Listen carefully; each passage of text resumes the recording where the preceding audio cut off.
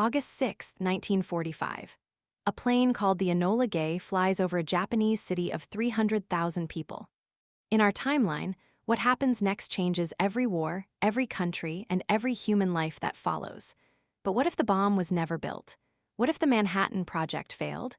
You are about to enter the world that almost was, and it is stranger, darker, and more complicated than you think. The Manhattan Project was the most expensive scientific gamble in history: $2 billion, 130,000 workers, 3 secret cities built from nothing. It nearly collapsed a dozen times.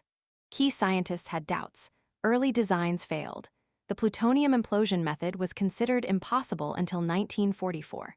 In our alternate timeline, the critical test at Trinity in July 1945 produces a dud. The device fizzles. The project is declared a failure. The war in the Pacific must be won another way. Without the bomb, the United States proceeds with Operation Downfall, the planned invasion of the Japanese home islands. Military planners estimate between 250,000 and 1 million American casualties. Japanese estimates for their own losses run into the tens of millions. The invasion of Kyushu begins in November 1945. It is the bloodiest battle in American history. The fighting does not end until late 1946. Japan surrenders in the summer of 1946 after the Soviet Union invades from the north and American forces reach the outskirts of Tokyo. The cost is catastrophic on all sides. But unlike our timeline, Japan is not shocked into surrender by a single incomprehensible weapon. The occupation is messier. Japanese society is more fractured. Recovery takes a decade longer.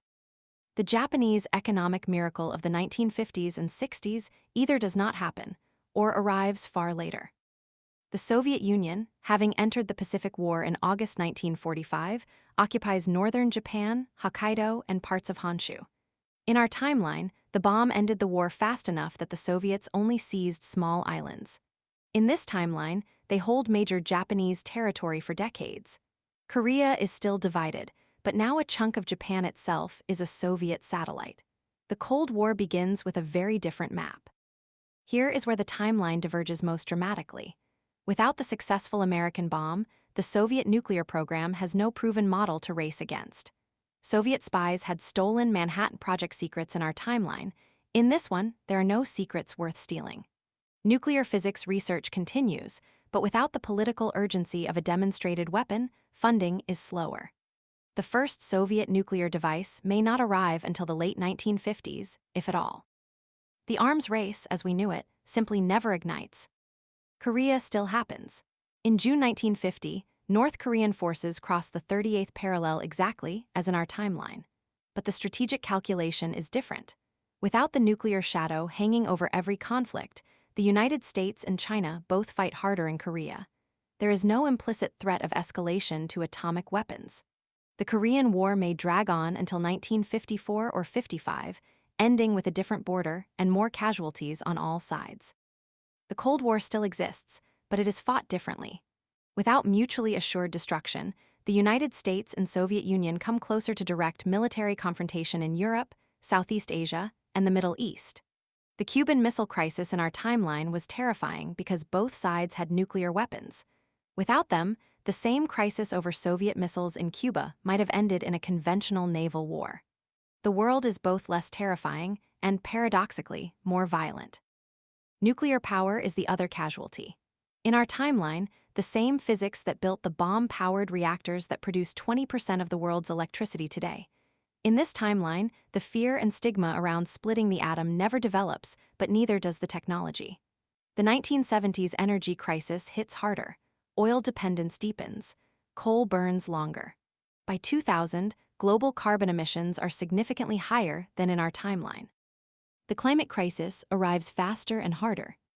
The peace movements of the 1960s drew enormous power from the image of Hiroshima. That single word carried the weight of 100,000 deaths in an instant. It made nuclear war feel real and personal to ordinary people. Without Hiroshima, the anti-nuclear movement never forms.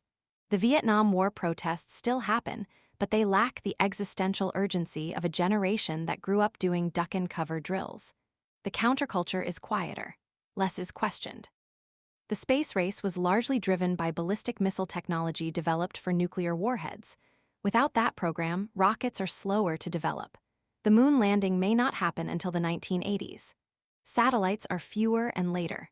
The Internet, which grew out of ARPANET, a network designed to survive a nuclear strike, may never be built on that architecture. The digital revolution happens, but it looks different and arrives a decade late. In 2026, this alternate world is recognizable but wrong in subtle ways.